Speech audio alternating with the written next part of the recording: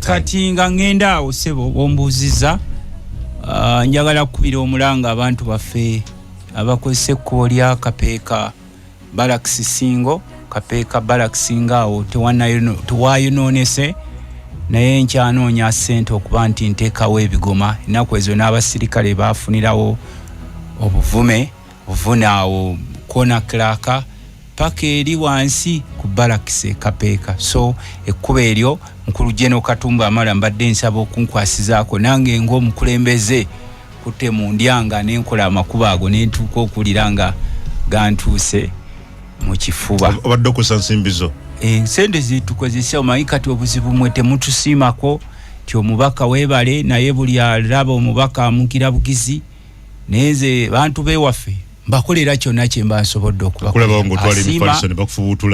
ne kati era weekend oba lwero mifaliso gigenda mu ddwaliro ly'Essemuto wodi y'abakyala tebaŋŋaana kugira era luli waliwo omukazi yali alina effutwa ng'alina ennyiike ng'aweese bbaawe ku mugongo ng'amuleese Nakaseke yakolagala n'abapoliisi yali agala okunzita mukazi oyo mufero oyo nja mukubuulirako olwala weeyo waffe Nakaseke oyo apangapanga obubenje buli bamuwa ssente yali apanze n'omukulu ne yankolako effujjo simanyi oba akyali mulamu nenze tebanzannyirako simanyi lwaki teri yali ankozeeko fujjo alina mirembe omukulu wa poliisi bamuyita Kitaka yali atwala poliisi y'e Nakaseke ebiro ebyo simanyi nsi gye yamutwala bw'aba akyali mulamu Allah amusaasire sikolwako muno effujjo naye sikimanyi buli adeetako effujjo gyakoma yamanyayo kati emirimu egyali badde gikolebwa central government ate mwe mugikola kati tukole ki ogeza kusabika kati emabegakaawo naguza ebigoma n'embitwala emayirikiti ne emabegakaawo nagula amabaati nengatwala ku ssomero lya gavumenti ly'Ekifampa nkola amakubo kati n'emabegakaawo eddwaliro ly'e Kapeeka naliwo emifaliso ewaffe tewaliwo ddwaliro litenafuna mifaliso gyange n'amalala nagawe ngawe ebitanda ate government uli kuki ate kati government eri watebagiraba kati tosola kugamba bantu nguudo era nkola oyogedde kati ku malwaliro ya malwaliro nkola nteekamu emifaliso nteekamu ebitanda nkugambye mu weekend Essemuto naye eddwaliro wodi y'abakyale badde teri mifaliso nalagidde gigendeyo mu weekend ne bwe mbasiriwo nze ndagire ojja gula guliko na libolutamaguzi situnulayo government joino okubanja kubanga gwe mbaka wa parliament ow'ekitundu oyina kugiteeka ku nnimba kati bw'obanja ng'olaba tebalinako bakuwa kubanga government eno nga bw'ogiraba erina priorities zaayo ndala nnyo okuza bannansi ze beetaaga era olwaleero ffe ng'abalimi tubadde kyengira nakyo nga njagala kugamba bakulu abali mu gavumenti mufeeyo nnyo ku mwanyi yaffe emmwanyi abantu bajja kwetuga kungu abantu bali bubi abasajja bano abafuga eggwanga lino tebaagalangako munnansi kuba na ssente mu nsawo basooka ne bagoba abantu ku nnyanja ne bagyeddiza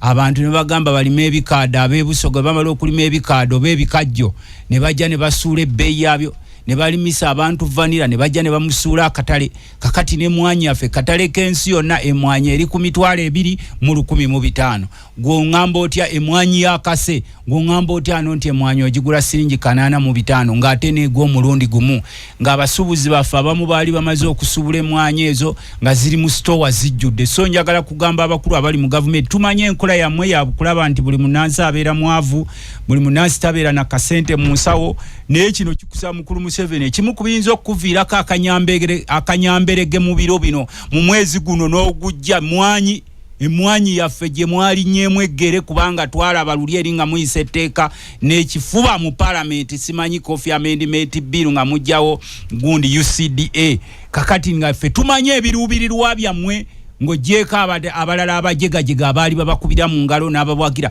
kansubira nti mwabali eyo wansi abambadde bitisaati bya kyenvu abalinga balowooza nti ffe twafuluma ku tteeka ly'emmwanyi twali basiru nti emmwanyi zammwe mwe muzitwala ku kitebe ky'NRM ne muzifunamu akabeeyi akawerako kubanga bano abasajja bwe tutabawemukire buli kiri mu ggwanga baagala kibe kyabwe buli kiri mu ggwanga bakitaddemu omukono buli kiri mu ggwanga ekirimu ssente baagala kibeere kyabwe kakati bannansi bakuumidde mu bwavu obuteeketeeke mu mbeera embi ennyo buli wootuuka abantu basabiriza bannyiniisi ate bafuuse emomboze ate abagwira they are in charge of everything so kino sikyogedde bubi kubanga nammwe abatufuga mukimanyi mwali baavu nzenze kakimanyi nti abantu abatufuga mwali mubaddeko abaavu boba wali obaddeko omwavu tubasaba basebo mwekube mu kifuba abantu baffe mu byalo bali bubi nze nkimanyi nti mwali Museveni ebigambo bino biwulira bulungi nnyo kubeera naye wali obaddeko omwavu kuba ennyumba ya Mwami Museveni yasooka yagizimba 87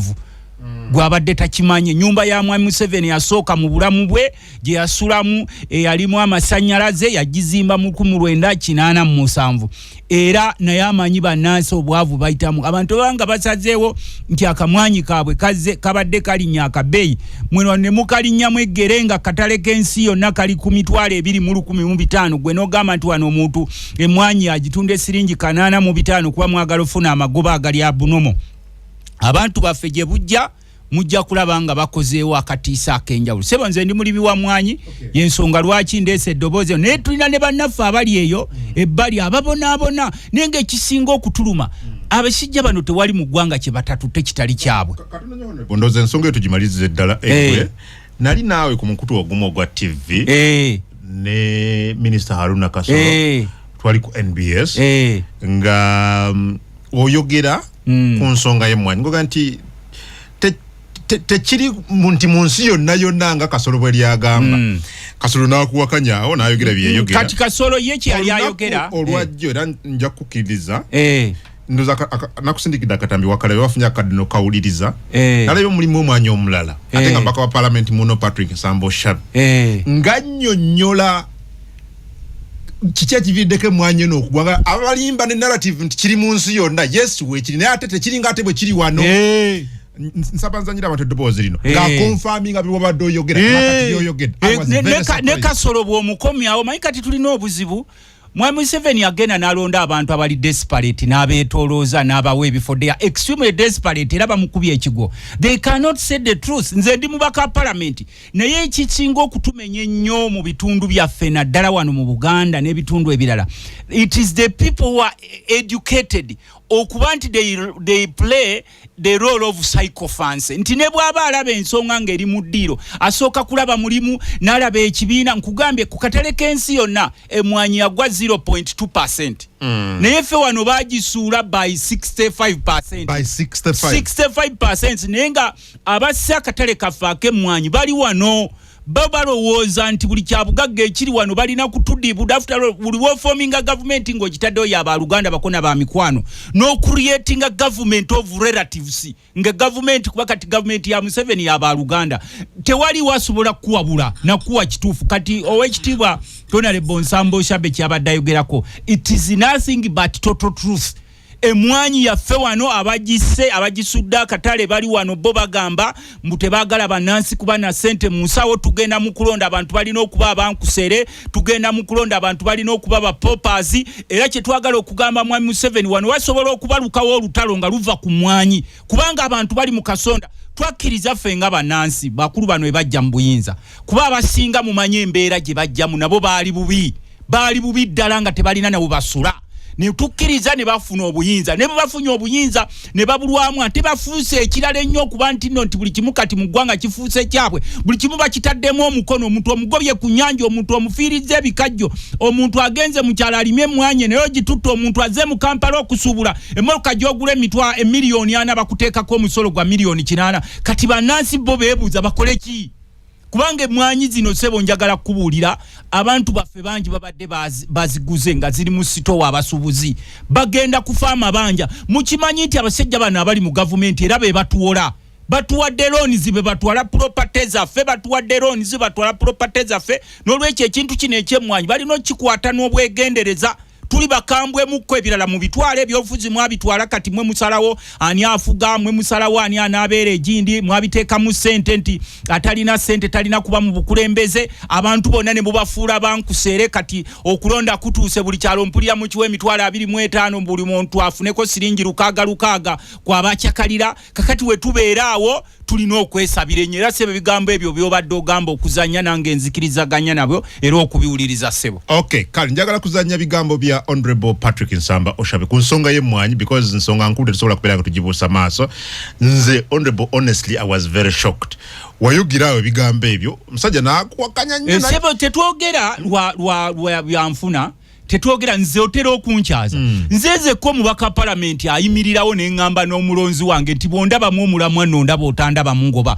wale chuliddeko mubaka inanga akyogera kubanchi manyi nti uchenkubuli at nothing but total truth abo ba minister abo bonna abeetolodde mu 7 tebakyasobola kwogera nsonga zitegerekeka batunuulya babadde batya mu buyinza buli wobeera n'omukulembeze nga kyatunuulira just kufuga kukukuŋŋaanyaamu ssente ne bakuŋŋaanya obugagga buno obuli totally abnormal ekyo tosobola kubafuna mu mazima era namutunuulira bwenti ng'ayogera ebigambo n'engamba obona omusajja oba bano abasajja mu 7 bw'atuula nabo ku mmeeza ddala balina ekigambo ekyamakulu kye basobola okumunyonyola kubanga newakubadde owagira gavumenti amazima bw'ovaayo n'ogwogera tusobola okufuna solution z'ekizibu ekyo ekibeerawo mu ggwanga. Kale katuulize katono ebigambo bya Patrick Nsaba ku mwanyi Honorable Tamaguzi kyayogera ku bya bitu ku katale k'ensi yonna tefaanana narrate wano wetukola ki wetuli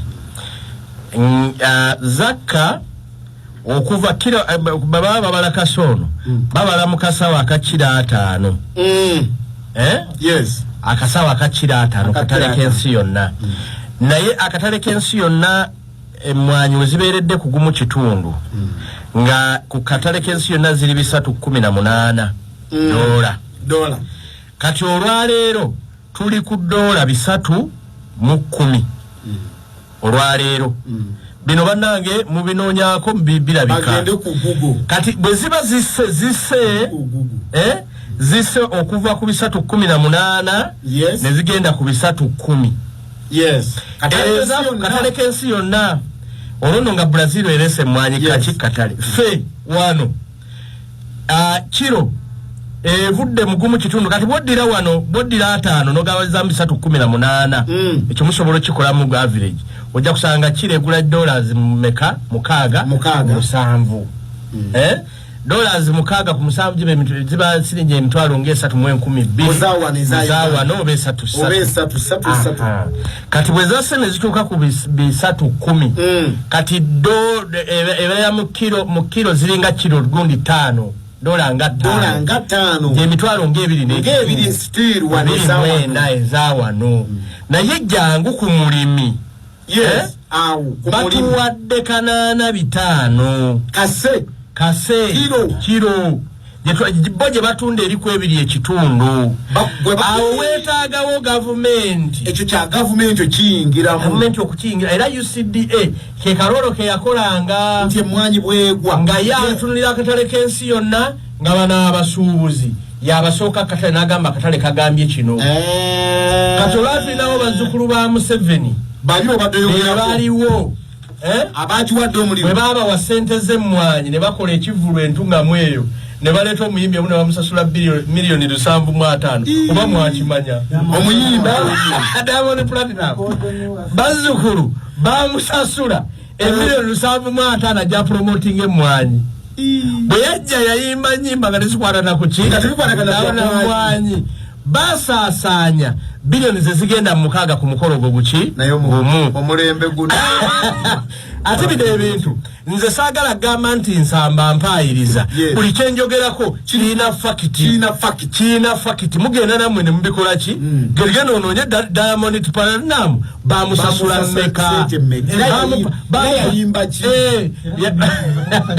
bamupangisiza ennyonyi okuva Arusha eyo nyine janegwe Kampala private jet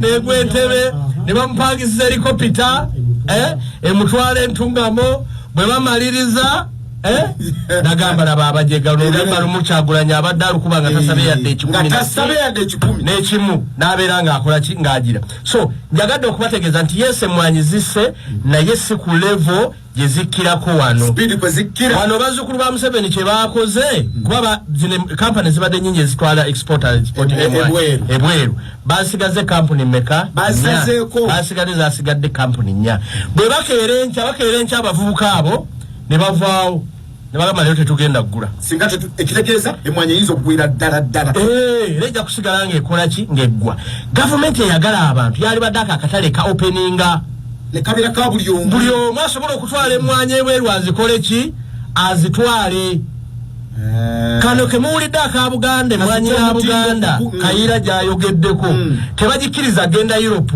era bamugambye gwe teekateeka otwale China tebamukiriza genda Europe bamuganye gwe togenda Europe kuba mwanyi nungi anti agoni robasta asinga kunywebwa Europe yewali akatale kano kalina kuba kasika bakalekedde bazukulu ba muzeeyi be balina okubeera nga bakola ki batundayo bwe tunaabeera nga tusigadde mu mbeera eyo nga bwe baamalawo emmwanyi omulundi guli n'emmwanyi ne bagenda ogikola ki ogimalawo naye njagala kubasaba mwenna abawagira NRM oli ku balonzi mwenna abawagira NRM nemwe muddeyo munyiigeko nga naffe bwe tukola ki bwe tunyiiga bino bye mutiiririra gavumenti ndi gavumenti tebajoogerako bannange njagala bagamba gavumenti mpologoma egenda kumala okulya buli naawe bajje bakugaaye kuba naawe ojja kukola ki ejja kulya omukuomu ati kasitole twavuwala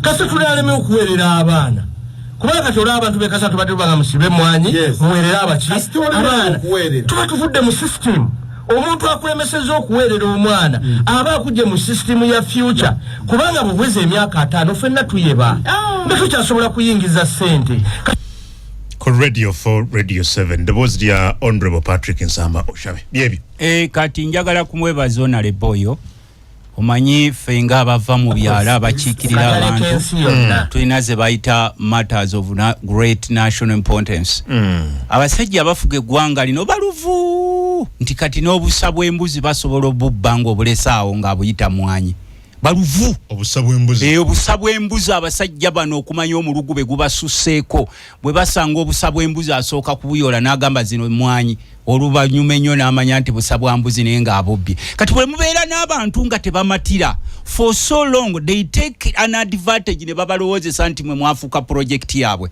era enfuga Museveni gy'afugamu kati Uganda tulinga projekiti ye kubanga tusobola kuŋŋamba emwanyi zaffe ba coffee dealers ababadde bagenda nga bangi ku katale k'ensi yonna bonna n'obagobawo n'oteekawo ba Luganda bakona ba mikwano bokka nga be bali ne exclusive rights ezitunda emwanyi ku katale k'ensi yonna nga mudimarketinze n'okudimarketinga Honorable Gundi Oshaba abadde ayogerako nti bano batunda mu Europe ne mu America bokka be batundayo nze nagenda mu site bagiyita Aurora eri Chicago site eri mu Chicago mu America nga bagayi bano bakola da establishments zaabwe katubakizudde nti abantu balimye emwanyi eri ku demand kubanga bino bye bekwasa nti Brazil yakomyewo Brazil yakuwa kalenga agenda kutwala emyaka 12 okuzaawo amasamba gaabwe neze ensi ezibalinaanyawo zi Vietnam kati obumwanyi bwe balinawo butono obukomezaawo nefe wano abasajja bano okumanya abasajja bano balufu emwanyi agitunda emitwalo Honorable Oshaba akugambye nti bagitunda emitwalo 2 kitundu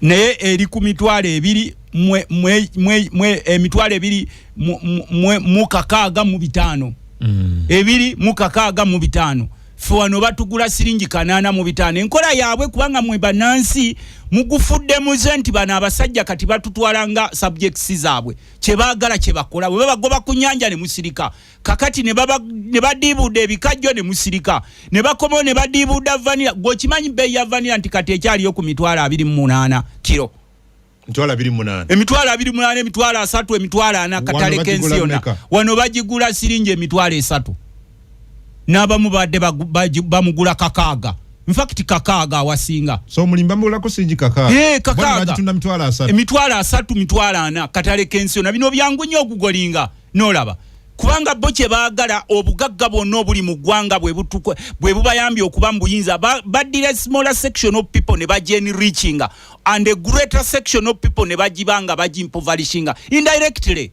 lwaki amanyi ge bateeka ku bino programu by'empulira bayimba ebitaliyo sige bateeka ku bintu ffe bannansi bye tuba tutaddemu amaanyi ne baga nti bannansi abasinga amaanyi gaabwe bagatadde mu bya bulimi n'olwekyo oba ku mwanyi ng'eyo tuteekewo amaanyi akatale kabeerewo twalinanga ze bayita buffer stocks abasajja abaali bataasoma basigazangawo ze bayita marketing boards.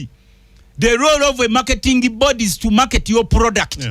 Era ensonga lwaki olaba waberanga wano bitruaka nga biriko gromo wa simu gromo wa cotton gromo wa coffee gromo wati nga marketing board yeyo determininga netekawo ze baitezo zi buffer stocks nti muweeranga katale kagudde government yes galegula during time of plenty yo nesobola okufuna mu amagoba ne kakati abantu abasinga bali makamwanyi kabwe bali mu mbeera ya bwavu abala basubuzi badde bajjuze mwanyi zabwe mu sitowa gwe nokeere encyango lesa abooluganda bono bagamba nti mbawadde mwanyi noyise teeka lye mwanyi n'ekifuba kubanga olina ebigendererwa bye ebiwanvu ebyokukumira bannansi mu bwavu ate olw'okuba nti olina n'ababaka ba palamenti abatafaayo ku bannansi noyise teeka eryo netabaayo na muntu afaayo n'olwekyo sebo kino nkyogedde basajja bano mweddiza buli kimu abantu nga basirise ffe temutuyita basiru okubayitako mu kibuga nga buli kimu kye tutunuulira kyammwe tetuli basiru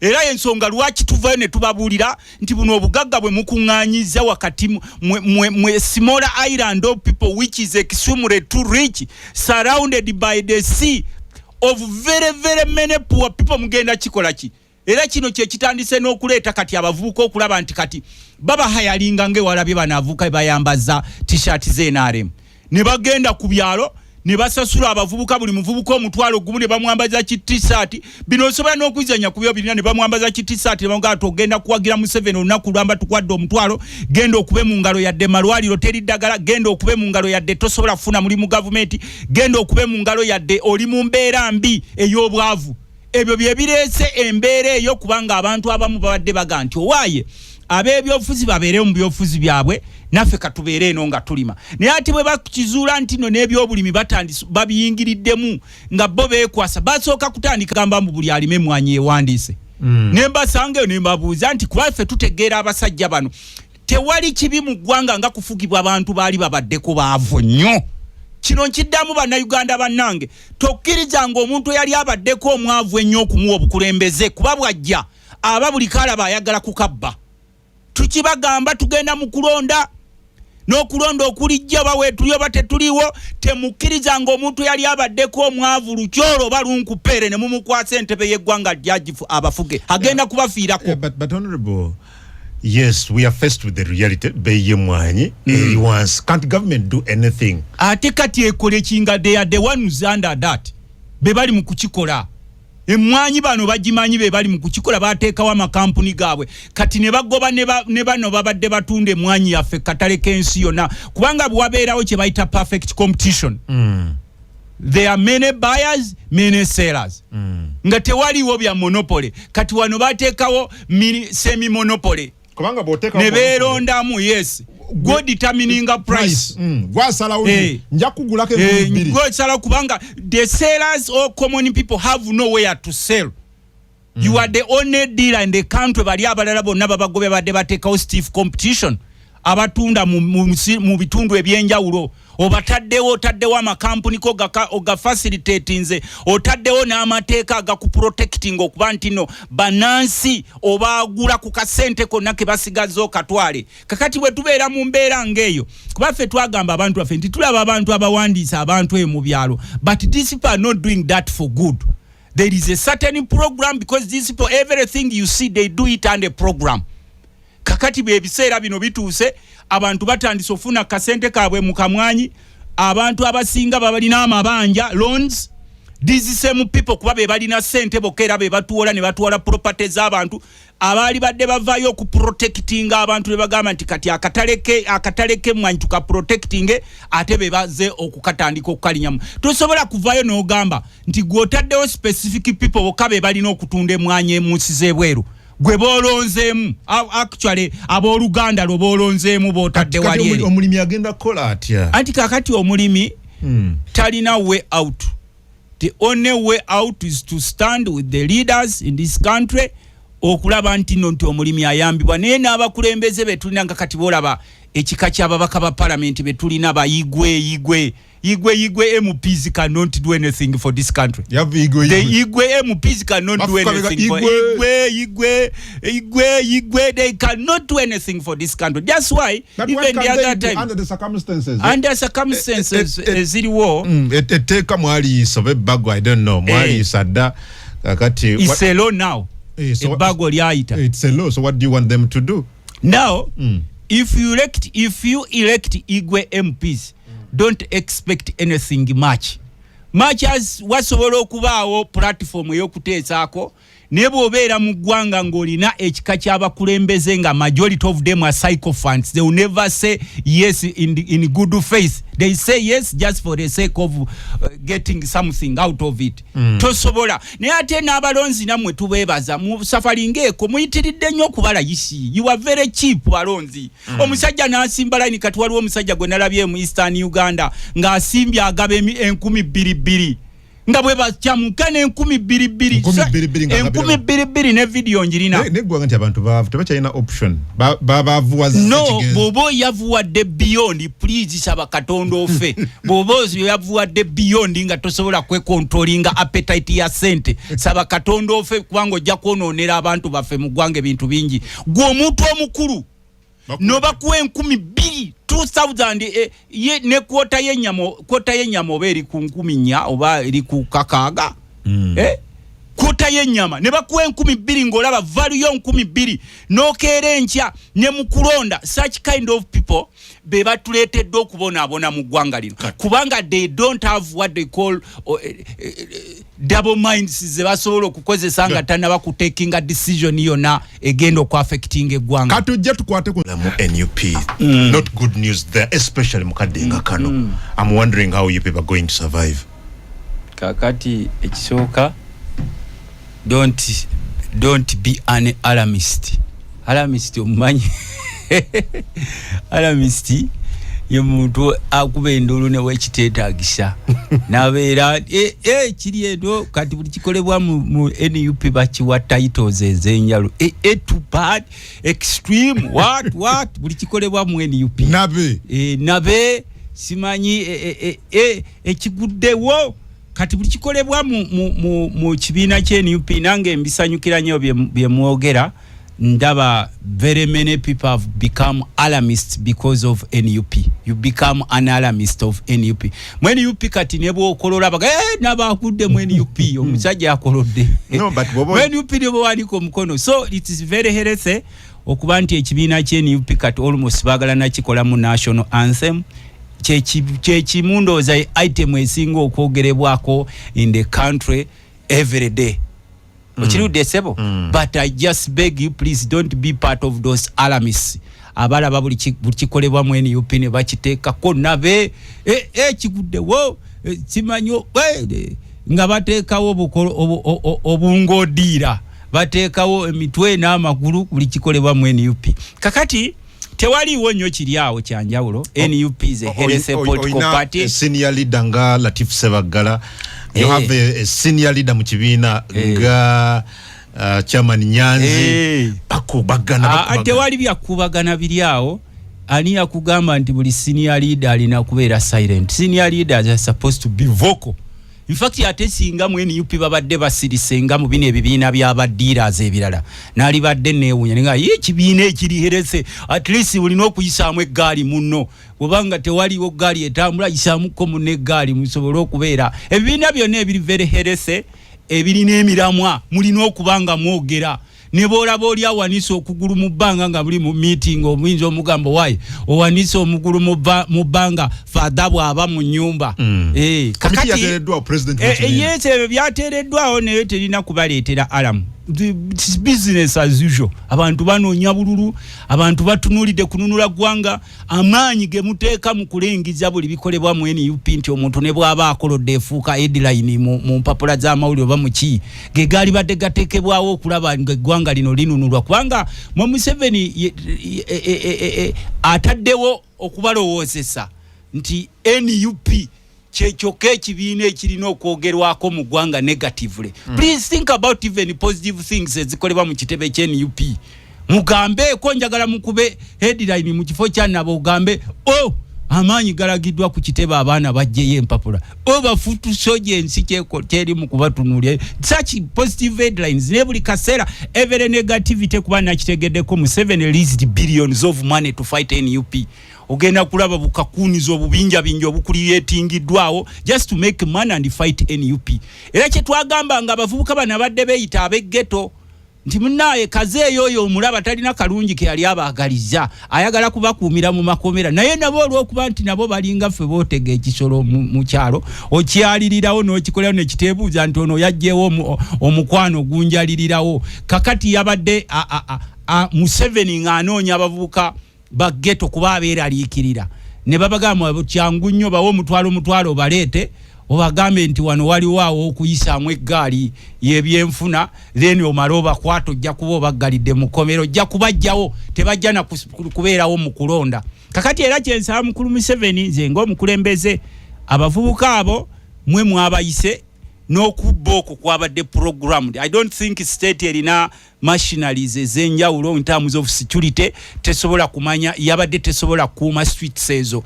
ezabaddewo nga president w'eggwanga ng'ali ku kitebe eri polisi yatugamba baali bamenyi b'amateeka ababulijjo but ekyatwewunyisiza jo wano omukyala Namyalo yagaya abantu baffe abo nsoka nkwata kutama Namyalo teyakulimbe those are disgruntled youth aba yes atabo twabagamba babawo obukunkumuka Museveni bw'abawa just painkillers nga Museveni waayita mu byalo n'abasuulira obubaasa abaavuwazizza tabateddewo program naye ne babawo obubaasa ne mukyamuukirira ettaka lyammwe lyonna ligenze ku nyanja bagobyeko business bazibagwemu kati bano abavubuka it is high time naddala mu abavubuka abaliyo nze bwe ndijano ku radio nenjogera nga ndi ku radio phone munnaye weekalakasizeeko mu nnimiro I am not a fool. I know I can mobilize you to fully participate in politics 24/7. Naye kimanyi nti omuntu yenna abeera mu byofuzi ateekwa okubaako n'akatonotono wajja akasente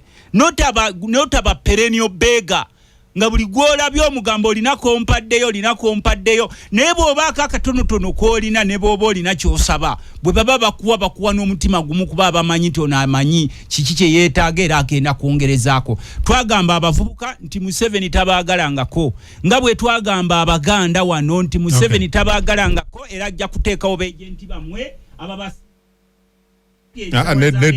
ekyo sagala tugende nakyo sebo nze ni musajja muganda siwe mudde nkugambye Museveni yateeka wano kati ekyo siganye kakati kungubwe muba musoma mu amawulire ennaku zino Buganda mugita Central Region siwe kiri nimbye waliwo wempe muddaawo no sagala oyinza okuba kuba kale ennaku zino tubayita waliwo erinnya lyaffe lye tubayita lyesagala kuyita tulinawo gurupu y'abasajja wano be bayita abanya kawerowoozeemu ebiseera by'ebyo maaso some of you are very younger people sisuubira nti ku bavubuka bano be baakutte kuliko aweza emyaka 3 they are below 30 years eyo bagiyita productive age waki we babakuŋŋaanya mu bigundi ebyo batwala mu bivulu ebyo bye mugenda muyimba nze ndusuubira baali baddewo abakungu ba gavumenti abasobola okuba mobilizing into productivity nga musobola okugamba nti kati nkuwa ekyokulabirako nti abavubuka ba ghetto mukola ki ekisinga n'obanoonyamu ba professionals ne ba non professionals oba booza mmotoka n'obawo kyobawa oba bakanika pikipiki n'obayo kyobawa oba bakanika bugaali n'obayo kyobawa ababeera mu byalo n'otandika okubayitamu n'obabuuza mejale kiki ekibabeezaawo kubanga bafuna sente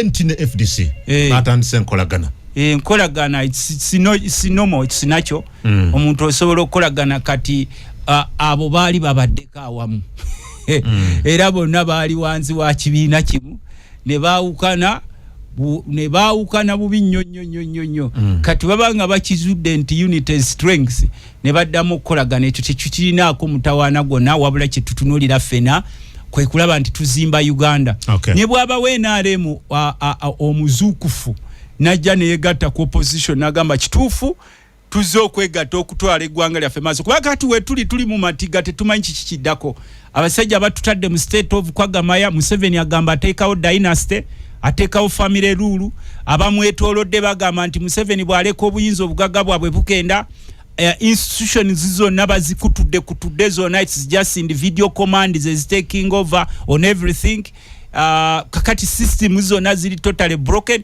so we tulaba abantu abalowooza nti basobola okwegatta wamu for the good of the party for the good of the country for the good of all Ugandans irrespective of their political affiliations abo tubawerokamye naye kati tutakkaanya nabo bebano Museveni basasudde sente okulwanyisa ekibiina kye NUP beyateereddewo zit 8.5 billion zibeyawadde sente.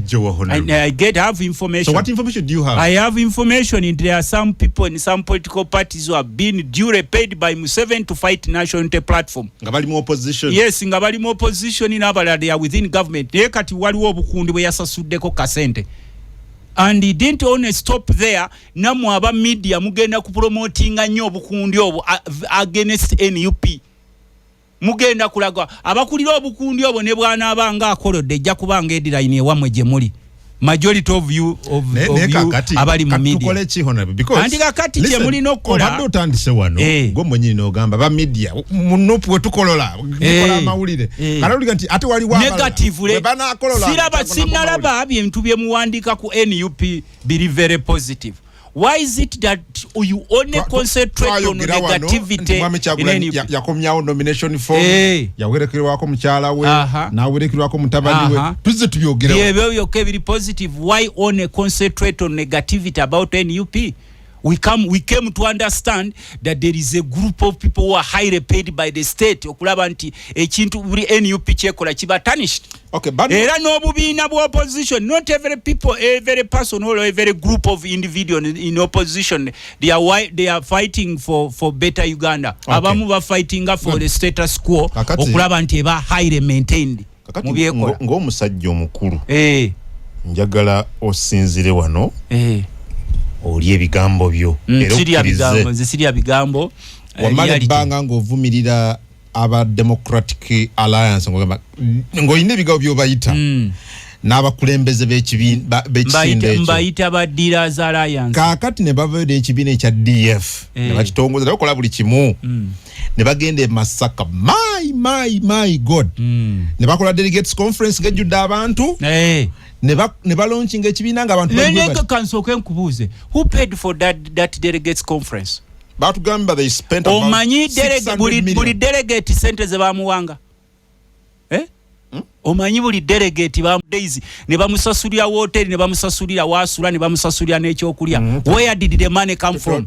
No gwe nkubuuza ngo amawulire interest zo tutto okumbuuza kwebyo kubanga sitera kubyogerako ebyo they are free to make their own evidence honorable anti nze nkugambe you have no proof kankwenze ekyokulabirako kuba gwobuuziza put the evidence if you have I wouldn't have talked about it kubanga mwe mutera nnyo okumejalinga mu minors and you minor and the majors. Where do you think Mpuga got the money that made the delegates conference? Batuge bakoze obukadde lukaaga for that delegates conference. Buli delegate yabadde asasulwa kakadde yazo kwatendinga for 2 days ne bamusasulya ne hotel. Sente yazijewa. No gwe kyenkuuza gwe ndo mubuuze nti Mpuga yajewa sente ezo.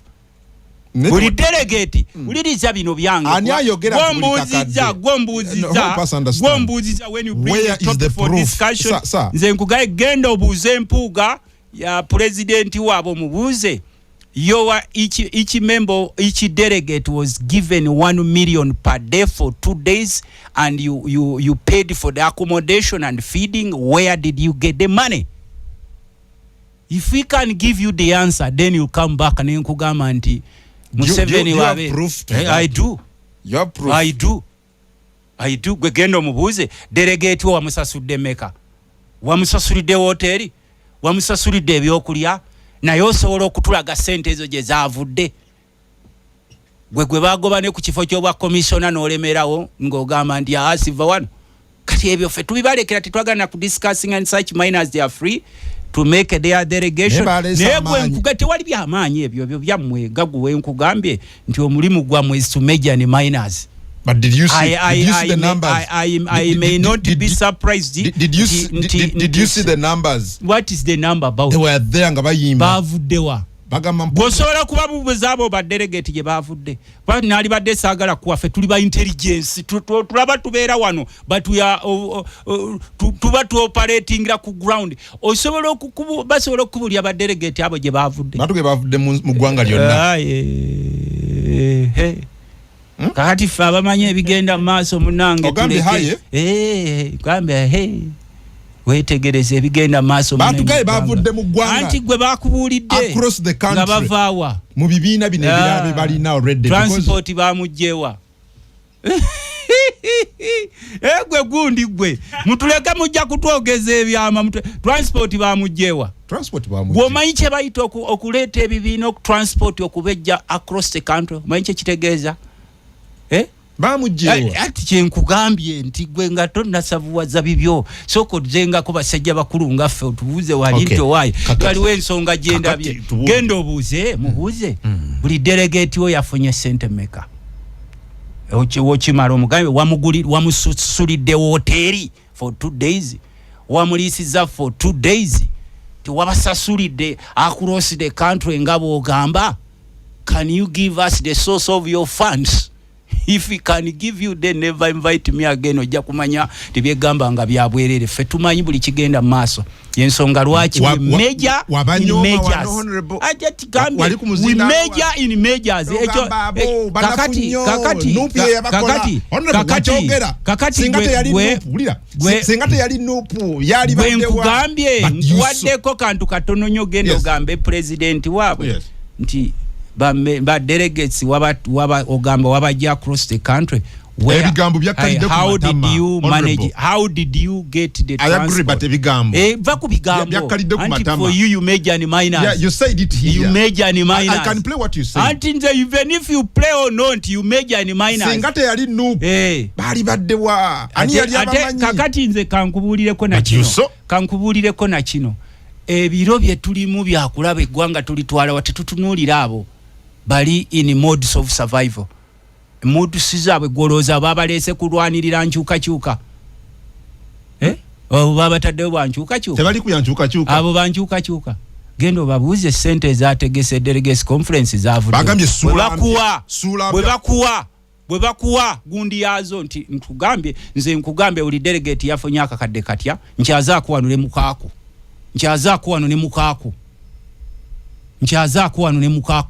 Buli delegate yafunye akadde katya for ennaku 2 ne basasula hoteli. Omanyi hoteli y'omu Kampala gisulamu ennaku 2.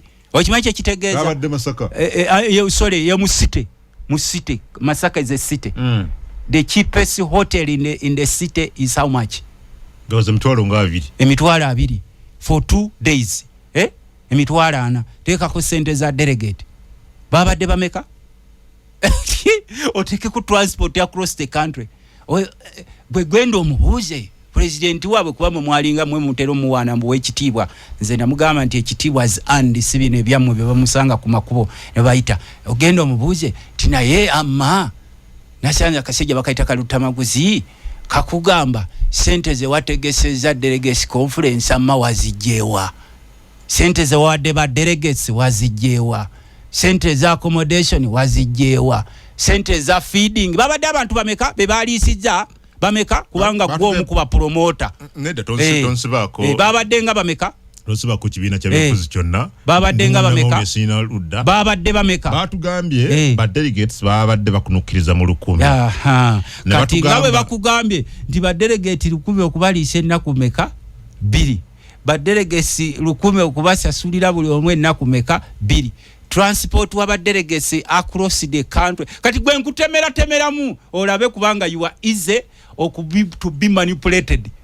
I am being manipulated. Yeah, you are manipulated by such groups.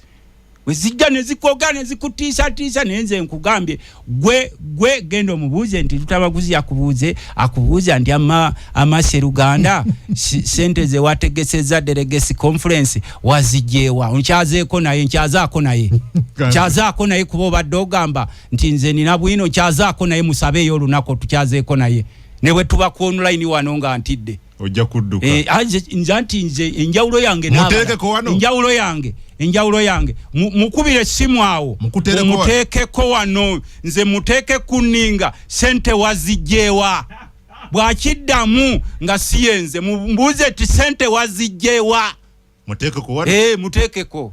muteekeko ate kati gwe wa radio nakusooka kusaba lukusa tewekwasa mbu simanyi mukiyita kiti ekitongole ekigira emikutu gyonna UCC mbwe kuganya muteekeko mubuuze sente ze wagitegeseza delegates conference wazijewa. Honorable Mike Mabike sebo nkwaniriza webale kubera oli ku radio 4 ila bulungi nnyo ga nnyo Honorable Michael Mabike yesaba wandisi w'ekibiina kya DF ense kuwulira yogera babuuzeko ku radio for mpaye eddakiika emu babuuzeeko sebo. Sebo Adamu bali nnyo kunkubira webali eddala. Njagala kubakusa kubafuuza abaredio kubawuliriza abaredio fo bonna badde muri mutya. Ekibiina ekipya kiri kitya owekitiibwa mukulike naye Masaka. Owaye ekiriwa kiraba.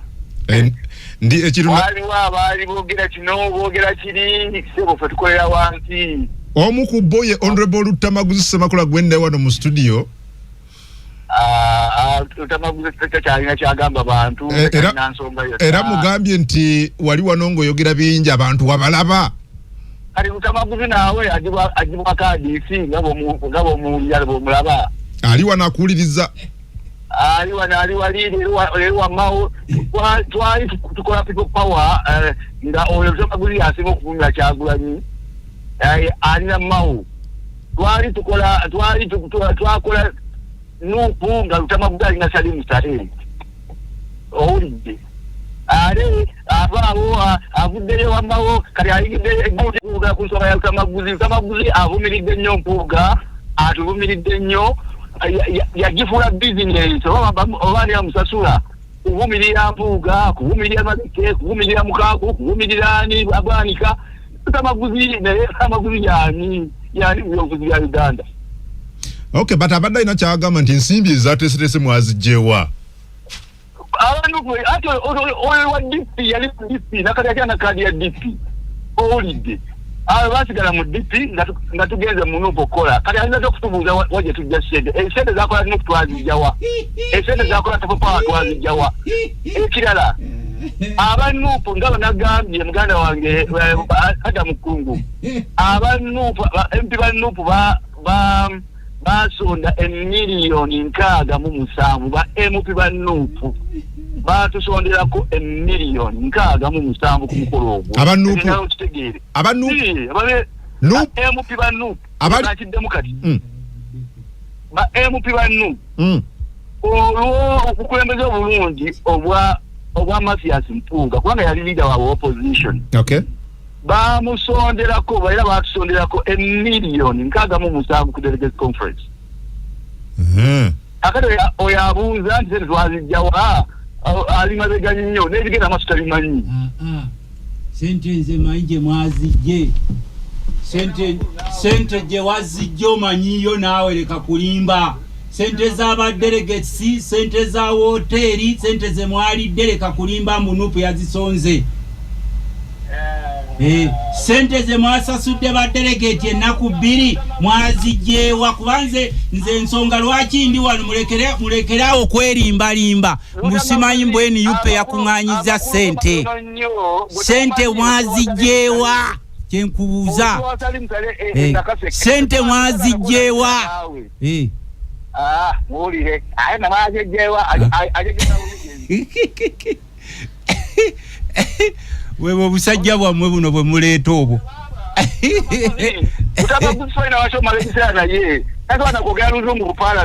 oluzungu ndi muzungu sebo nze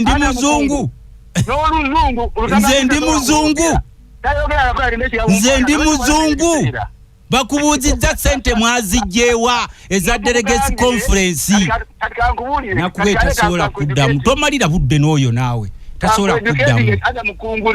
tasobola kuddamu todduka sente mwazijjeewa sente mwazijjeewa ensonga esooka ekibiina kyaffe kirina bamemba abagundiivu era bamemba abagundiivu nga nange ndi omu kwabo ffenna tukola okolawa Mabike okolawa Mabike okolawa gw'okolawa kungu ndokote omusajja akafaana ng'oyo okugana nange tambula nengende Japan speaking mu Japan nengende Russia boogera mu Russia Portugal boogera mu Portuguese kati onoomu mu kutegeera kwagamba mboba omanyi oluzungu kwe kutegeera kati ife ebyo twabidibya naye kati mbadde nkugamba mwinga abamawule should start majoring in major issues that affect people abantu abali eyo wansi obwavu bubaluma taka togere ku DF kati ebyo nze twali badde tetubyogera because they don't carry anything obogera kwabo kiki bagendo kyusa mu gwanga musajja mubuuzizza mu mirembe nti nze nga w'ebyobufuzi ndi wano ku front line mbulira sente za delegates je zavudde nkuwano ku katabo ogwewozirike sife nanti tuba twebasa ne mkubuuza nti walabyeyo basi nga zizino ziva Busoga zizino ziva Gulu zivawa kakati ebyo bye twagala okubagamba please when you get time use it efficiently mubenga mu discussing ku issues ezimejalinga mbulamu bw'abantu kati tulina abasomesa ababadde bekalakasa ne batuuka ku round table ne government tulina enguudo eziri mu mbeera embi tulina abatannafuna masanyalaze nga bageetaaga so okusoomozebwa ng'okwo kwe tuyitamu ng'eggwanga abali ku misolo emiyitirivu ennyo ye yali badde major issues zaffe ze tuba nga tudiscussinga. Okay, good. Tugere ku Mwai Museveni yaje agenda kuza empapula ku Lwokutaano. Mwai Museveni okujjayo empapula kipya ku Lwomukaaga ayagala kisanja kirala kya myaka 5. Si kipya ebiganye mu myaka 8 egenda kuterera mu 5. Museveni okujjayo empapula si kipya era kyetumusaba eggwanga kwolwo olunaku lwazzaayo empapula eggwanga agenda kuba alizizaayo emabega emyaka 5 olunaku lwazzaayo empapula tulujja kuba lwa 6 lwempulidde balanga Uganda egenda kuba kutandika another chapter of survival for the fittest. Don't be excited my dear brother nti Museveni azizaayo empapula kubanga yateekawo gy'ayita life presidency. Don't be excited. Mubiro bannabyafuzi boogera mubiro eryato nga lifunyeeko ekituli don't be happy ng'ogamba nti gwe wotudde tewali kituli amazzi tegajja kutuukako. Okay, pamwe eddakiika nyongere nfune Honorable Mabike Wuuno yabadde avuddeko luli just tumalira budde bwaffe naawe naabo oyo omuwa budde bwaki agenda kwogera kyoyo neddeleka kali please Honorable okumye okumpe wabadde ovuddeko seba Sebo nabadde nkunyonyola nga tuvudde mu byekiralo byoyo mu kwegoni mu studio.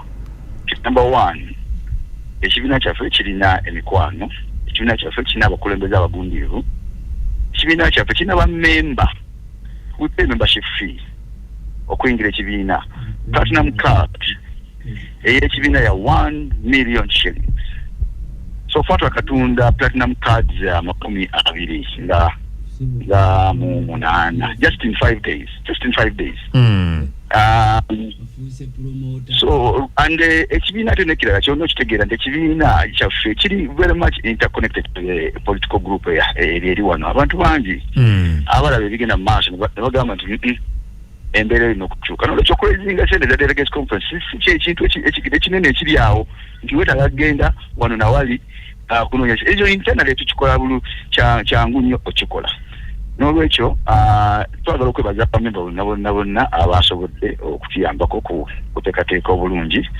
Twagala n'okwebaza nga nagambye mikono gyaffe inside eno bamemba ba parliament abawagidde nnyo former leader of opposition mukama waabwe era abakoze abamuwagidde nnyo mu nsonga y'ensimbi n'ebisigadde okusobola okumaliza delegates conference. Twagimaze bulungi. Of course bannasayers bangi bahaters bangi ngera kubawulira balowooza nti omuntu obeera mu kibiina kino kyolina waliwo omuntu yatuuza lwaki mubudamuza omunopu lwaki bagala kuba nedda naye nyina ali mu studio yava mu DP kyalina kitegeera nti tulina right, it is a right. Uganda constitution a guaranteeing a right to associate or disassociate.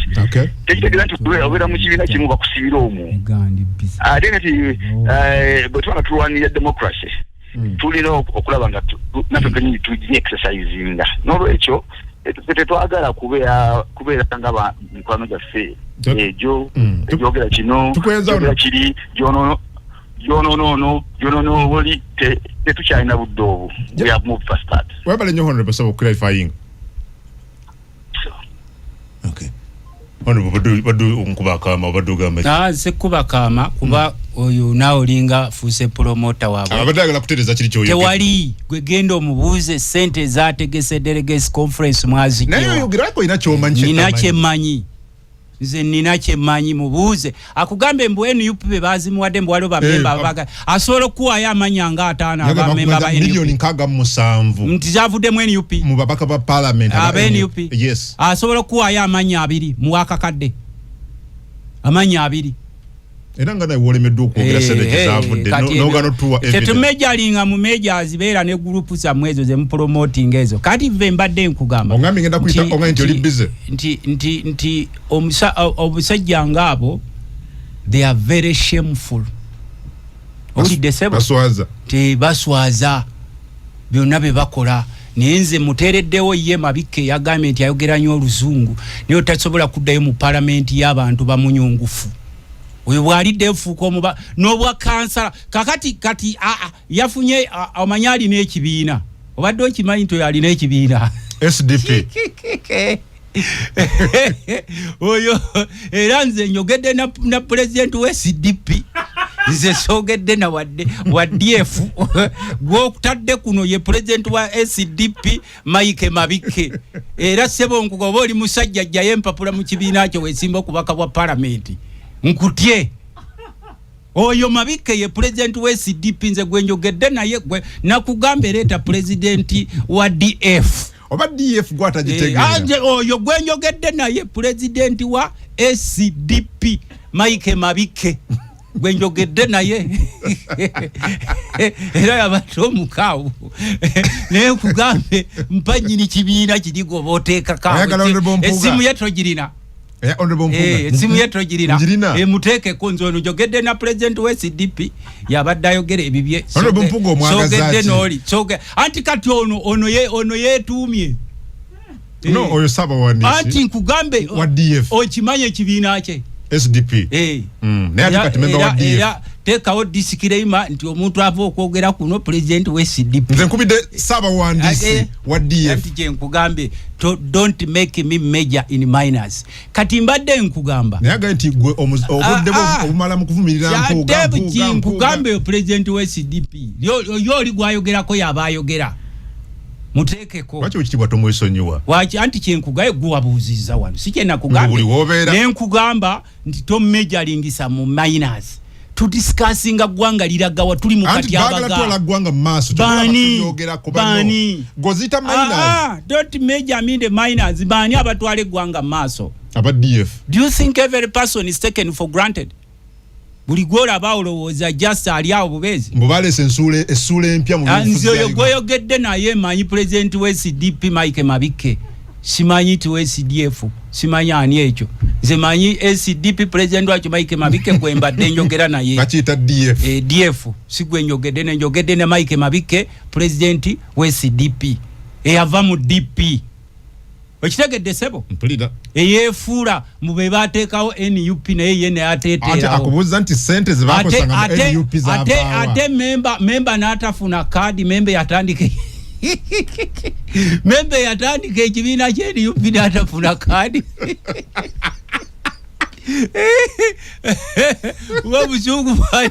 obusuugu bwalira ku NUP tebamuwa kaadi ate gwe founder member ne batakuwa kaadi ng'eyo ekibiina kiba kyanjawulo founder member oye ebyo betubagamba nti tetomejjalingisa mu minors zaabwe mu founder member we NUP ate gwe batawa kaadi lyaffe okujjayo empapula kwa Mwami Museveni ku speculatinga dumu eri eggwanga lyaffe Uganda. Don't celebrate chimanyi nti abamu mu benefitinga ku regime looting abala you are part of the looters abala mufunamu emirimu naye Museveni okujjayo empapula kigenda kuleeta akatyabaga mu ggwanga lyaffe lino Uganda. Don't please tumanyi nti abamu oli excited mutunuulira kumpi naye Museveni agenda kuleka eggwanga lyaffe mu nnyanga. Of course ife tekyatwewunyisiza nnyo kuba ekisooka he made himself a life president nga akuutiza ssemateeka yajjamu age limit n'ajjamu term limit n'afuuka limitless ne bweba motoka sebe bako limiti tunze ngenda ntero kugendeyo mu America waliwo obumotoka bwe baita Formula 1 obobo manyi bwe busingo kufumuka emisinde no musajja omu yaleta suggestion tilwachi akamotoka kano tetukajja mu limiti ngo olyavuga speed yo no bye yanyonyega naga nedda everything has to have a limit. The best dancer knows when to leave the stage. Kati gwe bobera ono gamba nozina ne bakubira mu ngalo ekera kituuka ne bafani ne baga please why don't you go ne wakubadde byosi na biri mu amakuru ne wakubadde byosi na bikola kiti is your time to go. Kati Museveni has been in power for 40 years. He has destroyed this country to nothing. Era ensonga lwaki olaba nti olwaleero buli sekita yonna tekyakola buli sisimu zizo nazaafa n'abantu be wali subidde okuba n'amagezi nti bano olwaleero babayita ba elites be bateeseze eggwanga bwajja asooka kunoonya kusoma luzungu n'omusomesa nti oluzungu lulimi ng'olunyakole era nze ngenda mu palamenti y'Ebungereza nepita wotasobola na kuyita ne bampisawo wotasobola kuyita mu palamenti y'Ebungereza ne banyaniriza naye erisira sisanga ngayo muzungu gwe bagamba nditomanyi Luganda you have spoken vernacular era muzungu atamanyi Luganda tibajja kuddawo sanga omuntu yasomako nga akyenyumirizamu nti okumanya certain language eyo obe ofuuka wa kitalo era ensonga lwaki olaba nti abasajja abamu ku nsi nga Tanzania bali ba proposing olulimi lwabo oluregion oluswahili kati Tanzania oyagala kungamba nti abasajja baya abasoma bagituusizawo eri nti kati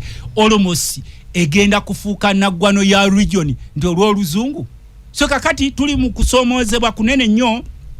Museveni ajjeyo empapula, Museveni creating a dynasty wano, Museveni creating a life presidency ne wano we tugenda okulaga olw'okuba nti tugenda kubanga ennyonyi ya Air India ejjemu landing gear crashing is inevitable.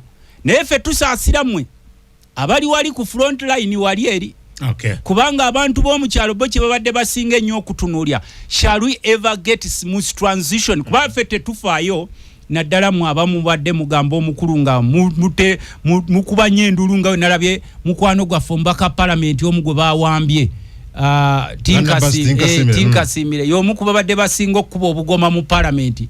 Museveni ye Katonda olaba Museveni kati muyita na Katonda nga bateekawo olwali yali awo ne tubagamba nti nedda ffe kye tusinga okwetaaga ye smooth transition naye omukulu bwe mumulaba nga ajjeyo empapula ne musimba layini ne bana abamutyenya abamuyita yiggwe buli kaseera ne bana abakuŋŋaanyiza obugagga obutamanyiddwako wakati mu bannansi nga baavu please mutandike okweraliikira kubanga ffe ng'abakulembeze ebirubirwa byaffe bye tubadde tusingako ennyo okuteekako essira kwe kulaba do we get smooth transition abantu ne basigala nga bafuna services n'omulala yenna n'afuna obukulembeze ne tusobola okuva we tuli ne tugenda maaso regardless of the tribe of that person regardless of the region of that person. Nalebo Adam Kungu tobuuza tebwebaza tugenda ku nsonga sebo lebo wekitiibwa n'essimu okuwuliza era nkwebaza emirimu gy'okutuusa ku bannayuganda. Nze ambasada wa Big Talent Pato ndi mwogezi wa Honorable Badake ekira Kanso George Musi. Kanso George Musi ali ku radio fawuliriza ate Honorable Lutamaguzi Kanso akutumidde. Kanso bamuwa akalulu. Abantu b'ekirera era batumbudde Kanso akwagala nnyo abavubuka bonna batumbudde mu kira era Kanso naye akwagala nnyo naye Honorable nze era Honorable ekintu kubanga omusajja gwentwala nti ekyamazima oli musajja w'amaanyi mu Uganda ate ku ludda oluvuganya gavumenti. Olwa ebintu by'ozootulambika n'ebintu by'okoledde bannakaseke. Naye Honorable n'ekintu kye nkubuuzaamu. Buleno obudde tulabye Chairman Nyanzi ng'alabikira mu sikando ezimu ezitali zimu oba endala. Nze kyembuuzaamu kano akakiiko ke bataddewo gamba nti banoonyereze Chairman Nyanzi oba alina baasabe ssente. Olowooza abantu tebagenda beera nga batiitira olowooza abantu banaavaayo n'agamba nti dakituufu nange yakola ki? Nange yansaba ki? Abale nnyo ndugu songa gusa Radio 4 hello. Juwulidde bulungi we balijja kumwanukula Radio 4 hello. Hello. Sebo. Zero yes.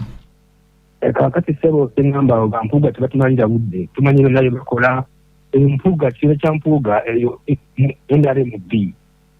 Batumanyira budde Lutamaguzi ekintu kikembaso ekintu kyagwe ni sente new oil. Hello Sebo. Everywhere ambulera. Sebo. Sebo bali kwereza gwanga. Sebo. Lutamaguzi nyina muwagira nyina kale ruwe naye ekisinga kuno manyi chesimiri mwe kintu mugananga hello wale kutuweleza eso mulangira kintu gwegiri bati asinzidde kasawo ade kibuzo kyange bananga position lwaki mwerwanyisa yemunakuma okulwanyisa yemunakuma okulimeza omusajja mbuyinza ate nga mugamba nti mwagala kumugoba mubeere kimu mulwanyisa omusajja kale oba babeere kimu hello webale kuweleza sebo esebo loje Nyakalongo ngoma sebo aha ensonga ya Lumutamaguzi nungi simbi naye kutayogedeko ekyakasende amazima nabwe waliwo wewave yatuwa ebisatu muzira John naye akasende nga lyasigagana naye akalusi kakuwa nali Nyakalongo esebo amanya ndogo Shafiki nkubide wano mu Kibuli Masindi municipality Masindi yes na ate la radio 7 nga batu wa program batukokonya muganda afada mukungwe mute tubyulira bulungi bajja kutereza sebo okay bajja kutereza ndugu kungu ya temako hello no tuwereza esebo olakira wachiwaruka ndiye mu kufiro kisamanywa oliwa ndi mu Luwero muno nenga egombola y'ekikyuso kyarumanywa esebo omuluka gw'ekibengo omukulu Lumutamaguzi nange mulamusiza nnyo tumwagala nnyo naddala namba esinga baagala baali abasinga ffenna nga opposition baali baagala Lumutamaguzi wakiri ajje ku bwa president kubanga ye musajja yekka atukanya gavumenti tulina omulangira waffe Kyagulanyi Sentamu Bob Wine sebo mugondo wange kungu anje webale kuweereza webaza tokola tugende ku nsonga abeera omunamasindi geze nga bulijjo naye mbuuza mwami Lumutamaguzi lwaki beerwanyisa nnyo ndaba ekibiina kino kiri ku ludda luvuganya naye lwaki beerwanyisa bonna baagala kujjako pulezidenti Museveni naye lwaki beerwanyisa hello ndamukungu gyebaleko sebo esebo towebaza tugende ku nsonga Norasta Samono kuva mu Kikaaya. Kyesebo. Naye kakati nze mbadde mbuuza Lumutamaguzi. Nze kyebadde mubuuza kiri ekintu kimu. Kituufu kyayogera. Naye abo abasajja oluguudo olwo waguudo no ono oguudo w'ekibiina ono w'Amasaka wino mu Masaka gwe boogerako. Mpuuga. Mpuuga. Mpuuga yeegoza bwe yeetereza tasobola kutereera bulungi n'akola ekibiina nga kiri mu kirasi naye n'atereeza ekibiina kye ne kitereera ne kitwala eggwanga mu maaso ajja kuddamu ekitiibwa sebo yatagamba oyo honorable nti Museveni teri muntu watayagala oba Muganda oba Musoga oba Munyankole bonna abaagala gw'oliwa osinziddewa adduse tatubudde gy'asinzidde sebo ala webale tuweereza sebo kuteesa kwange ani onero osinziddewa yenze Paul Kyanuka Ssebwato osinzidde eno Kaduku mayiro 10 yewa owekitiibwa kyenjalizo Kaduku mayiro 10 yewa sebo Masindi Port Sub County kitange okay Masindi okuteesa kwange sebo nsinzidde Kaduku mayiro 10 Masindi sebo tukuwulidde teesa tuwulire nze ngamba abantu buli omu yandibadde afa ku mudaala gwe buli omu yalifudde ku mudaala gwe aba nuupu ne basigala nti nno banuupu aba movement ne tubeera nti nno tuli ba movement tuleme kubagana mpawa kwekubya mpawa bakama bange ale buli omu abeere ku mudaala gwe sebo gwasembyeyo ku nsonso tukwandi ani ono sebo webale kuweereza ggwanga Uganda sebo gwani sebo nze simpotindi bwayise teesa tuwulire naye bwana Adamu nze mbadde nteesa ekintu kimu lwaki aba opposition bagamba kibagala kujjako Museveni nakyemalira lwaki tebakuŋŋaana bonna omulundi gumu ne bateesa ekintu kimu ne basobola omujjako lwaki buli kibiina kyagala kireete pulezidenti ekintu ekyo njagala okuttibwamu kale webale kakati obudde bwange buweddeyo but njagala ndo bumwakadde asobole okwanukula basobola naye nga ono agambye wano bw'oba tosobola kumala Dennis Irugans kutegede Mr. Kungu, you see these people people manage the problem wherever they got money, that is theirs. Mr. Rutamaguzi now ononya sente.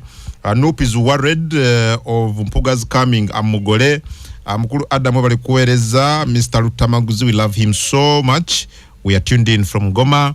Kungwe bali kuwereza Mike Chikonje Ngoma mbaka wange era mwagala nnyo nzali wa Semuto Kikandwa Mabindi.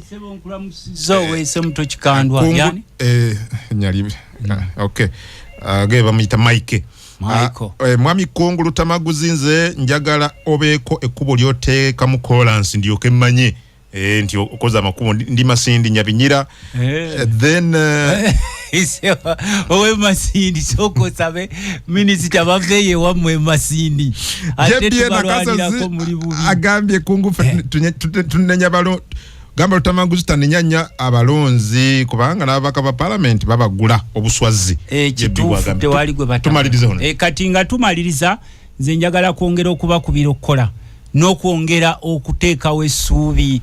Twagala kubagamba nti politics abantu abasinga bagufudde mulimu kolera mu sente fa abantu eno waggulu ne babeera nga balimu okukyawagana naye mu abantu mwegatte olumu ogenda n'olabanga omukulu omu abuuzizza nti kakati ng'ebyanyanzi bataddewo akakiiko ebyo biri hyped by some individuals nze nsuubira tewali bwonyo kyamaanyi ekiri awo ekisooka kaadi tebanazigaba kadi zijja kugaba in a clear process namwe je mujja okutegeerako nga ate buli kifo kibeerako awangula si buli mumembe yasaba nti bajja kumwera nange nkisuubira nti wakati mu kugaba kadi wajja kubeerawo abatafuna ate era abajja okuba disgruntled abajja okwogera ebigambo ebingi kati fe focus yaffe eri ku production abavubuka ababeera mu kyalo mukola ki mulimu by'obulimi muyambibweko era sebo njagala kumaliriza nga nsaba bakulu abali mu government ndabo obupikipiki bw'abaana ba boda bungi obuli ku poliisi mbadde nsaba bakama bafa ku poliisi okuba nti opikipiki bw'abaana abo mbo abantu bese muto mu lule ndi namwe ku lw'omukaaga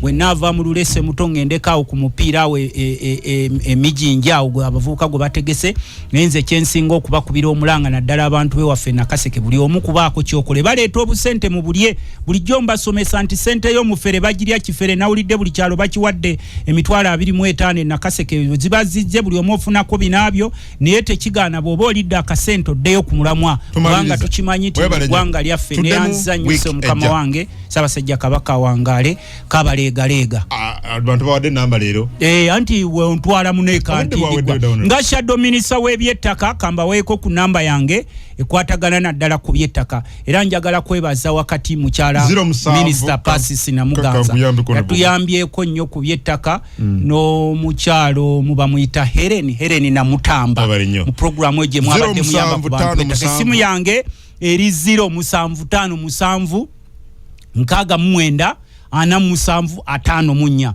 0757694757 mpitireko ku obi wange balamu mukulu balamu jangu sebo nonyezeko kalulwe nakaseke akambule